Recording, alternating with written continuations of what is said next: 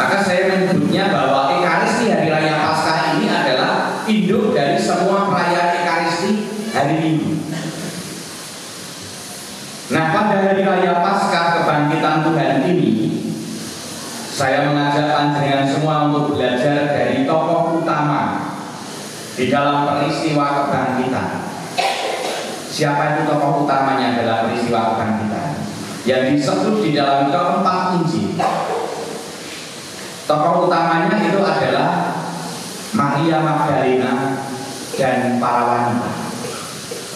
Semua penginjil ini menyebut bahwa berita mengenai kebangkitan Yesus itu pertama kali didengar justru oleh para wanita. Dan Maria Magdalena itu selalu disebut yang pertama. Kalau menurut versi Matius, wanita-wanita ini adalah Maria Magdalena dan Maria yang lain. Tidak tahu Maria yang lain itu apakah dia ini Maria saudaranya Marta atau Maria ibunya Yakobus dan Yohanes. Enggak jelas, tapi dia nyebut Maria yang lain. Kalau versi Markus, wanita-wanita ini adalah Maria Magdalena, Maria ibu Yakobus dan Salome. Kalau menurut versi Lukas, wanita-wanita itu adalah Maria Magdalena, Yohana, dan Maria ibu Yakobus. Ini yang kita dengar semalam bacaannya. Sementara Injil Yohanes yang kita dengarkan pagi hari ini hanya menyebut Maria Magdalena. Dan Maria Magdalena selalu disebut di situ. Dan kendali nama-nama yang ada di dalam keempat Injil ini berbeda-beda, tetapi peranan para wanita ini di dalam kisah sengsara, wafat dan kebangkitan itu kiranya begitu penting. Justru para wanita inilah yang dengan setia mereka ini mengikuti jalan sengsara Tuhan sampai dengan pemakamannya.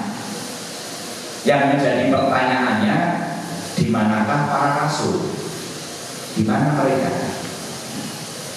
Kalau kita memperhatikan Injil, itu hanya Injil Yohanes itu yang menyebut bahwa Yohanes itu yang berdiri, murid Yesus yang berdiri di bawah kaki salib.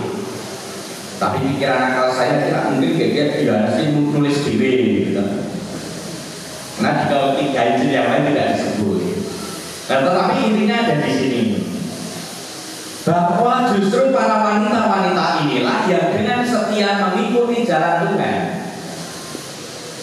mengikuti sengsaranya, ke penyalibannya, bahkan sampai kepada pemakamannya. Mereka mengikuti terus itu. Nah, para rasul agaknya mereka ini syok ketika menyaksikan guru mereka ditangkap. Bisa jadi mereka lari ketakutan luar biasa karena mereka takut ikut ditangkap bersama dengan guru mereka. Nah, wanita-wanita yang kita sebut namanya itu tadi, yang ada di kisah sengsara maupun di dalam kisah kebangkitan, kalau kita membaca kitab suci, kita akan menemukan bahwa mereka ini adalah orang-orang yang telah mengikuti Yesus dari Galilea. Dan diceritakan di dalam Injil Lukas bahwa para wanita inilah yang mengikuti Yesus dan mencukupi kebutuhan kelompok dengan kekayaan mereka. Nah, maka dapat disimpulkan bahwa para wanita ini, mereka ini memiliki ikatan hati yang mendalam dengan Yesus, termasuk Maria Magdalena. Nah, siapa itu Maria Magdalena? Maria Magdalena itu sering dikaitkan dengan wanita berdosa yang bertobat. Tetapi apakah dia itu memang wanita yang kedapatan berzina yang kemudian tidak dilempari batu, kemudian yang diselamatkan oleh Yesus? Itu tidak ada yang tahu pasti. Tetapi penginjil Lukas itu menyebutnya bahwa Maria Magdalena ini adalah wanita yang telah dibebaskan dari 7 roh jahat. Itu yang dikatakan mengenai Maria Magdalena.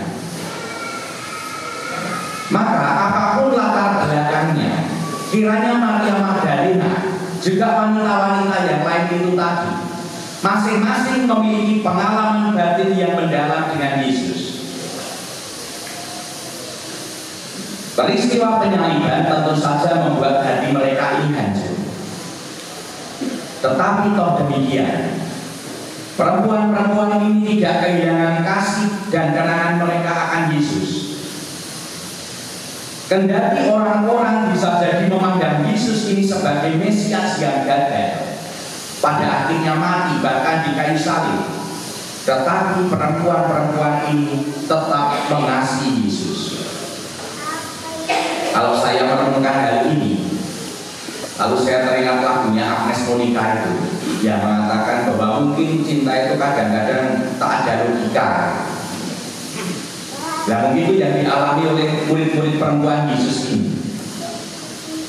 Biarpun orang-orang lain menganggap bahwa Yesus ini Mesias yang gagal, tetapi mereka ini tetap mengasihi Yesus.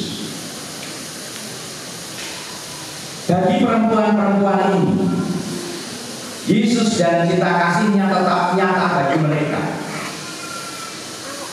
Mereka ini tidak kehilangan ikatannya dengan Yesus, meskipun Yesus ini sudah menjadi jenazah.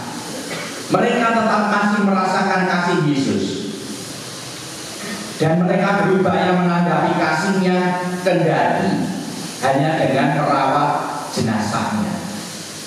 Maka di dalam bacaan yang semalam, yang sebelum bacaan ini, itu mereka itu memang sungguh mengikuti Yesus sampai pada pemakaman dan berupaya tahu di mana makamnya, karena memang penguburannya itu belum selesai dan baru dilanjutkan setelah hari raya Sabat, hari pertama minggu itu. Maka dikatakan pagi-pagi benar, ketika hari masih gelap, pergilah Maria Magdalena ke kubur Yesus, gitu-gitu dan pengen menyelesaikan roti jenazahnya Gusti Yesus, karena begitu mengasihi Yesus. Nah, kiranya inilah efek yang luar biasa dari orang yang hatinya ini telah disentuh oleh Tuhan. Tidak ada rasa takut di dalam hati mereka.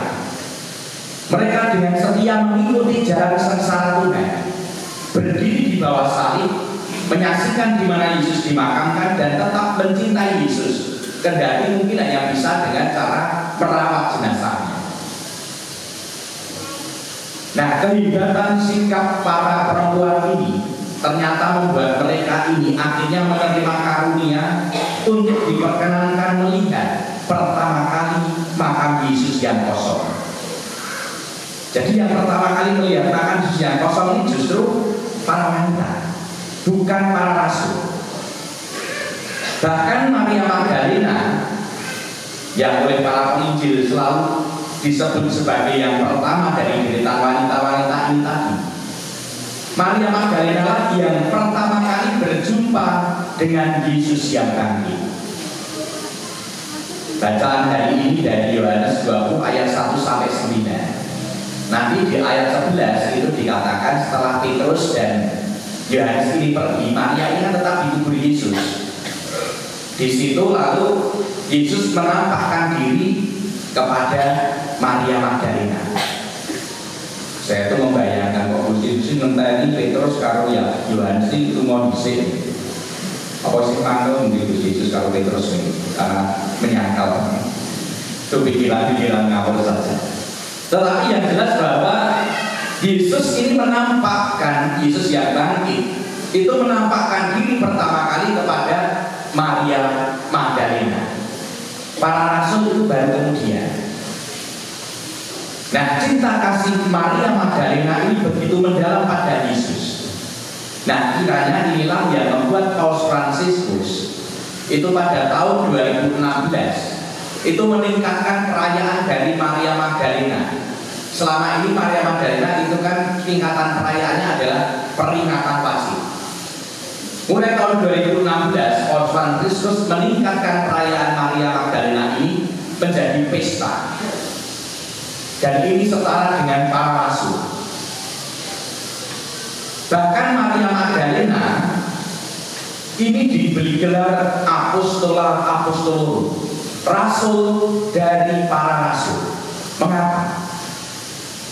Karena Maria Magdalena inilah yang pertama kali melihat Yesus yang bangkit dan yang diutus oleh Yesus untuk mewartakannya kepada para rasul.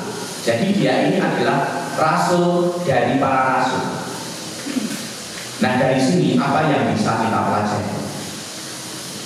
Berbicara mengenai Maria Magdalena dan berbicara mengenai para perempuan-perempuan yang menjadi saksi dari makam kosong, maka di sini kita berarti berbicara tentang mengasihi Yesus. Yesus yang telah lebih dahulu mengasihi dan menyentuh hati Maria Magdalena, telah mendorong Maria Magdalena akhirnya untuk mengasihi Yesus dengan segenap hati, segenap jiwa, segenap akal budi. Bahkan ketika Yesus ini sudah menjadi jenazah, Maria Magdalena tetap tidak kehilangan cinta kasihnya kepada Yesus. Dan kasih para wanita inilah yang telah memampukan para rasul untuk keluar dari persembunyian mereka dan pergi ke makam. Maka kiranya semangat dari para wanita ini semoga juga mendorong kita untuk semakin mengasihi Tuhan kita, sehingga akhirnya kita pun mencintai Tuhan kita dengan sepenuh hati, sepenuh jiwa, dan sepenuh kekuatan kita. Kita amin saja.